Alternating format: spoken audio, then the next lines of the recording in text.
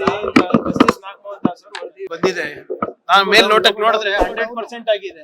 ನಿಯಮಗಳನ್ನ ಗಾಳಿ ಕೂರ್ಬಿಟ್ಟು ಕಾಂಟ್ರಾಕ್ಟ್ಗಳು ಕೊಟ್ಟಿದ್ದಾರೆ ಅಂದ್ಬಿಟ್ಟು ಅದ್ರಲ್ಲೇ ಹೇಳಿರೋದು. ಅದ್ 40% ಅಲ್ಲ 100% ಸರ್ಕಾರ ಇತ್ತು ಅಂದ್ಬಿಟ್ಟು ಅದ್ರಲ್ಲಿ ಹೊರಗ್ ಬಂದಿದೆ. ಈಗ ಅದಕ್ಕೇನಂತಾರೆ ಬಿಜೆಪಿ ಅವರು, ಇವತ್ತು ಅವರು ಆಡಳಿತ ಸರಿಯಾಗಿ ಕೊಟ್ಟಿರ್ಲಾರ್ದ ಕಾರಣ ತಾನೇ ಇವತ್ತು ಅವರು ವಿರೋಧ ಪಕ್ಷದಲ್ಲಿ ಇರೋದು. ಅಂತದೇನಾದ್ರು ನಾವಿದ್ರೆ ನಾಳೆ ನಾವು ಅನುಭವಿಸ್ತೀವಿ. ಉಪ್ಪು ತಿಂದ್ಮೇಲೆ ನೀರು ಕುಡಿಲೇಬೇಕಲ್ವಾ? ಜನರು ತೀರ್ಮಾನ ತಗೋತಾರೆ. ಈಗಾಗ್ಲೇ ಹಿಂದಿನ ಸರ್ಕಾರದಲ್ಲಿ ನಡೆದಂತ ಭ್ರಷ್ಟಾಚಾರ ಎಷ್ಟಿದೆ ಅಂದ್ಬಿಟ್ಟು ಕರೋನಾನಲ್ಲಿ ಗೊತ್ತಾಗಿದೆ.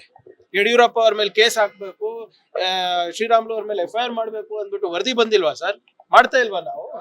ಅಂತದೇನಾದ್ರು ಇದ್ರೆ ಕೊಡ್ಲಿ, ದಾಖಲೆ ತನಿಖೆ ಮಾಡ್ತಾರೆ. ಯಾರು ಉಪ್ಪು ತಿಂದಿದ್ದಾರೆ ನೀರು ಕುಡಿಲೇಬೇಕಾಗುತ್ತೆ. ಒಂದು ವರದಿ 40% ಆರೋಪದ ವಿಚಾರವಾಗಿ ಆ ತರದ್ ಯಾವುದೇ ರೀತಿಯಾದಂತ ಸಾಕ್ಷಿ ಇಲ್ಲ ಅನ್ನೋದು ವರದಿ ಬಂದಿದೆ. ನೋಡಿ, ಸಂಪೂರ್ಣವಾಗಿ ವರದಿ ನಾನು ನೋಡಿಲ್ಲ, ಇವತ್ತು ಮಂಡನೆ ಆಗಿದೆ. ಅದು ಮೇಲ್ನೋಟಕ್ಕೆ ಬಹಳ ಸ್ಪಷ್ಟವಾಗಿ ಹೇಳೋದೇನಂದ್ರೆ ನಿಯಮಗಳು ಉಲ್ಲಂಘನೆ ಆಗಿದೆ. KRADLಗೆ ಕೆಲಸ ಅವ್ರು ಎಲಿಜಿಬಲ್ ಇಲ್ಲ ಅಂದ್ರೂ ಕೊಟ್ಟಿದ್ದಾರೆ. ಯಾವುದೇ ಅನುಮೋದನೆ ಇರಲಾರ್ದೆ ಬಿಲ್ಗಳು ಪಾವತಿ ಆಗಿವೆ ಅಂತ ಕೊಟ್ಟಿದ್ರೆ ಅಂದ್ರೆ ಅದನ್ನ 40% 100% ಸರ್ಕಾರ ಅದೆಲ್ಲ ಕೊಟ್ಟಿದ್ದಾರಲ್ಲ ಮೇಲ್ನೋಟಕ್ಕೆ.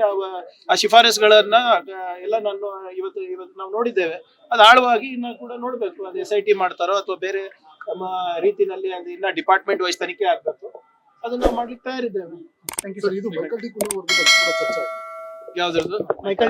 ಕೋವಿಡ್ ಇಲ್ಲ, ಕೋವಿಡ್ ಇವತ್ತು ಅದು ಏನ್ ಬಂದಿಲ್ಲ. ಅದೇ ನಮ್ಮ ಇವೆ 2 ವರದಿ ಅಷ್ಟೇ.